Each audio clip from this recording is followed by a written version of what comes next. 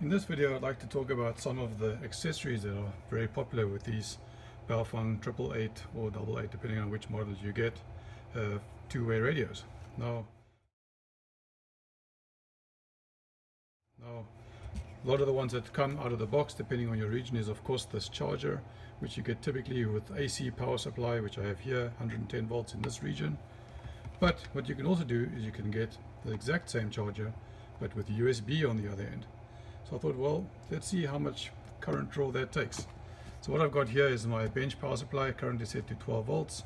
What you can also see, if I tilt the camera ever so slightly, is that I've got my multimeter wired up in series to go and measure the amp draw. You can see over here, whilst I see 5 milliamps, and I'm sure I can go and switch this to be slightly coarser.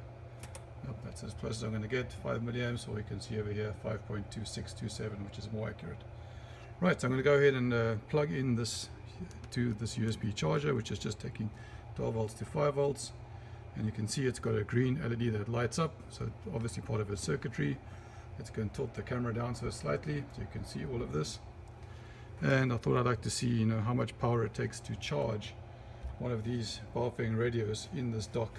So I'm going to stick it in, and there we go. You can see that the LED immediately goes red, and if we tilt the camera, you can see that our power draw has jumped up to about almost 200 milliamps current draw that we have right now.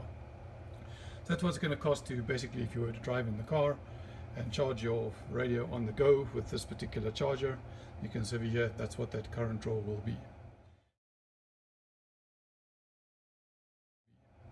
Now, interestingly enough, there is another accessory, which is what they call a battery eliminator, where they effectively take this, which looks like the shell of a rear battery. In fact, if you tilt it here, it still talks about the fact that this is a lithium-ion battery pack, exactly like the OEM battery, so you're just reusing the shell, but you can feel it's very, very light. And basically attached a cord with this 12-volt car jack. Now, my assumption is that there must be a resistor in here somewhere, because when I measure the voltage coming out here, you can tell it's definitely not 12 volts that's pushing out, but rather 3.7 volts, which is what we expect. And I'll measure that now in a second to confirm. So let's take this radio out of this. I'm going to take this charger situation out of here, get back to my just straight up jack that we have, and let's go and put this in place. So I'm going to take this battery out. There we go, of this radio. Put in this battery eliminator. And now basically I have a powerable by 12 volt radio over here. So let me go plug that in. And let's turn it on.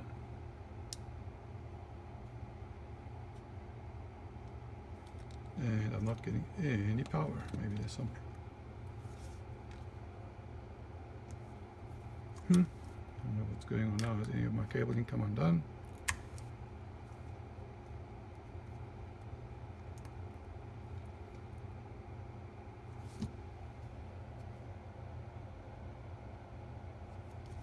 This one is not working.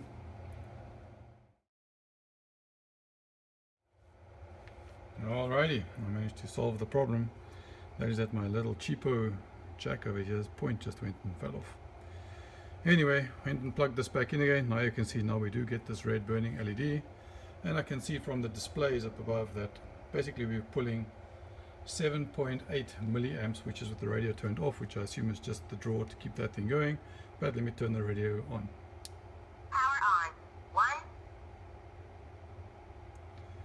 1. And there you can see, running the radio straight without needing to charge the battery, just the power of the electronics, is only pulling 92 milliamps. So definitely a more energy efficient way of running this, and it definitely seems to be. Let me put this all down so it can lie steady.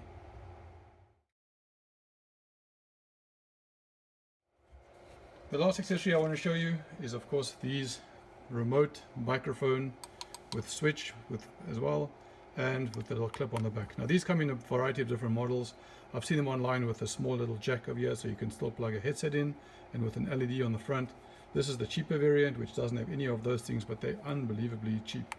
But this is the standard Kenwood style, so we can just go ahead and plug that in to the side of the radio. Same place where the included headset plugs in, and there we go. You can have this. Now this cable is a little bit stiff. It would be nice if it was a little bit more jangly, but effectively you could have the radio now in a backpack as an example and have this attached to your lapel. and an easy way to communicate externally. Button feels unbelievably cheap, but for $3, what do you expect?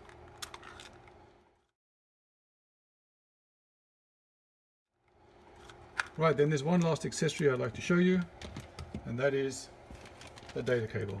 Now there are a variety of these available online. I thought I would try to play it a bit safe because it depends on what the chip is, and I bought the Baofeng branded cable over here, but it still cost me around $3 for this entire package. Very, very cheap. Comes with a small 8cm disc, which is a problem.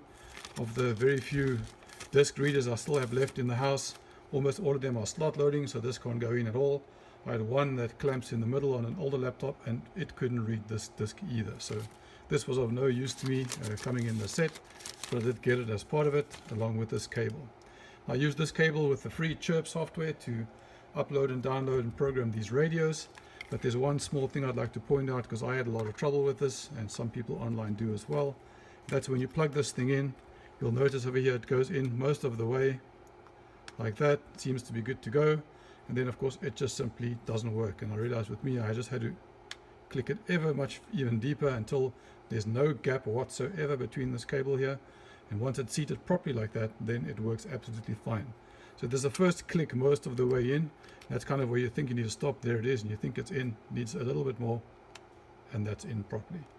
So that saved me a lot of heartache just by pressing a bit more firmly. Yeah, and that's an overview of some of these accessories for the Baofeng radio. I hope you enjoyed that.